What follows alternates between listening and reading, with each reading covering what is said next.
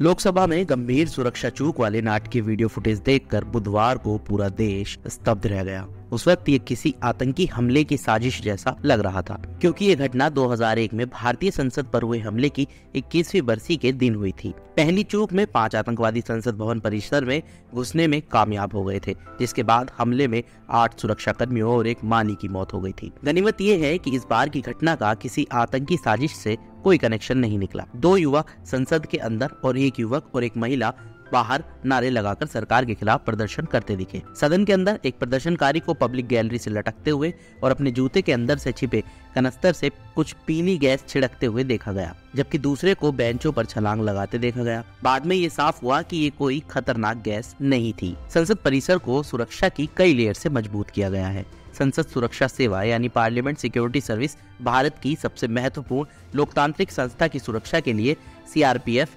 ITBP, Delhi police, विशेष सुरक्षा बल यानी एसपीजी, नेशनल सिक्योरिटी गार्ड यानी एनएसजी और इंटेलिजेंस ब्यूरो के साथ सहयोग करती है। संसद में विजिटर्स की एंट्री किसी सदस्य या उच्च स्तरीय अधिकारी की तरफ से आवेदन जमा करने के बाद ही होती है। विजिटर्स को दिल्ली पुलिस, सीआरपीएफ और संसद सुरक्षा सेवा के तंत्र के साथ साथ मेटल डिटेक्टर गेट और आधुनिक सेंसर से लैस फ्रिस्किंग मशीनों समेत सुरक्षा की लेयर से गुजरना होता है। इसके अलावा विजिटर्स को सदन के भीतर कोई भी वस्तु ले जाने और अपने निर्धारित बैठने की जगह या पब्लिक गैलरी के बजाय किसी दूसरी जगह जाने की अनुमति भी नहीं होती। जुलाई 2023 में लोकसभा की तरफ से जारी बुलेटिन के अनुसार भारत की संसद ने अलग अलग गेट पर डोर फ्रेम मेटल डिटेक्टर भी लगाए हैं। बुलेटिन में कहा गया है, संसद सदस्यों और पूर्व संसद सदस्यों के साथ आने वाले विजिटर्स को डोर फ्रेम मेटल डिटेक्टर से गुजरना जरूरी है और फिजिकल चेकिंग से गुजरना पड़ सकता है। सुरक्षा कर्मियों की तरफ से उनके सामान की स्कैनिंग, तलाशी भी ली जा सकती है।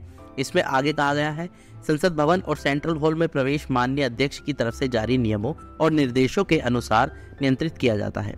वैलिड पास के बिना किसी भी व्यक्ति को, भले ही वह संसद सदस्यों के साथ ही क्यों ना हो, एंट्री की अनुमति नहीं है। विजिटर्स या गेस्ट के लिए गैलरी पास सांसदों की तरफ से जमा किए गए आवेदनों के आधार पर सीमित कोटा में जारी किए जाते हैं, चाहे वे कागजी हो या ऑनलाइन।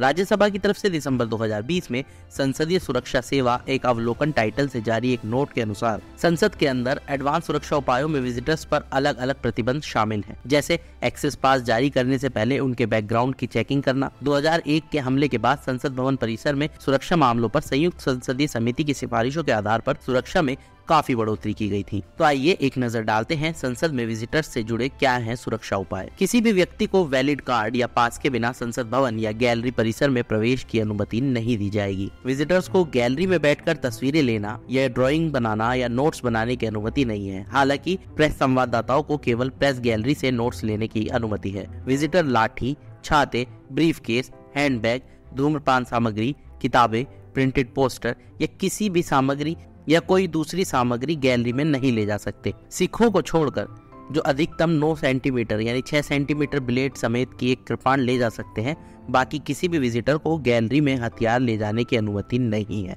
सेल्यूलर फोन, पेजर आदि को विजिटर्स के लिए संसद भवन परिसर के अंदर ले जाने की अनुमति नहीं है। विजिटर्स या प्रेस संवाददाताओं को सदन की गैलरी या सेंट्रल हॉल में रेलिंग पर झुकने तक की अनुमति नहीं है।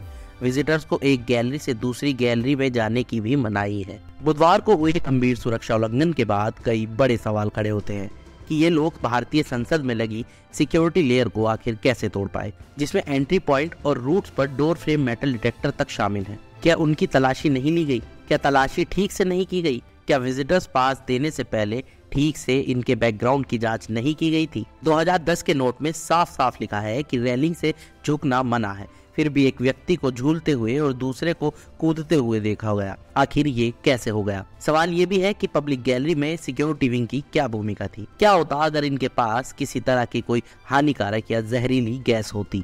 क्या सुरक्षा कर्मियों को सही से ट्रेनिंग नहीं दी गई थी? ये सुरक्षा उल्लंघन गंभीर खामियों को उजागर करता है, जिसके लिए एक अचूक तंत्र सुनिश्चित करने के लिए तत्काल जांच की जरूरत है।